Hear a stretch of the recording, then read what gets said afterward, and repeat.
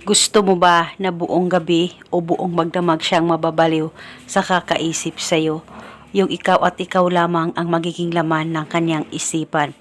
Lalong-lalo na ngayon na hindi kayo okay na dalawa ng mahal mo at gusto mo na maisipan kanyang tawagan o kontakin dahil sa hindi ka na niya kinakausap. Ngayon, itong ritual na ibabahagi ko sa inyo ay napaka-epektibo basta dapat buo ang loob at tiwala mo sa mga ganitong pamamaraan. At itong ritual ay gawin bago ka matulog. Una, umupo ka muna saglit dyan sa higaan mo. Ipikit ang mga mata mo. Pakaisipin mo siya ng mabuti. Mag-focus at mag-concentrate ka at dapat wala kang ibang iniisip kundi ang target lamang o ang mahal mo. At pagkatapos, habang ikaw ay nakapikit, ay sambitin mo lamang ng paulit-ulit ang kanyang pangalan at apelido. Kahit ilang beses ay pwedeng-pwede po. At paniguradong matatamaan siya at hindi siya mapapakali sa kakaisip sa'yo sa oras na magawa mo ang ritual na ito.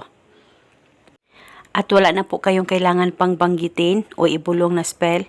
Basta sambitin mo lamang ng paulit-ulit ang kanyang pangalan at apelido.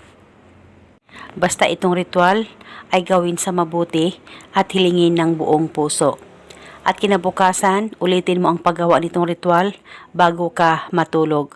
At paniguradong ito ay makakatulong sa inyo upang magkaayos kayong dalawa ng partner mo. At kung gusto mo, pwede ka pa gumawa ng iba't ibang ritual na binahagi ko.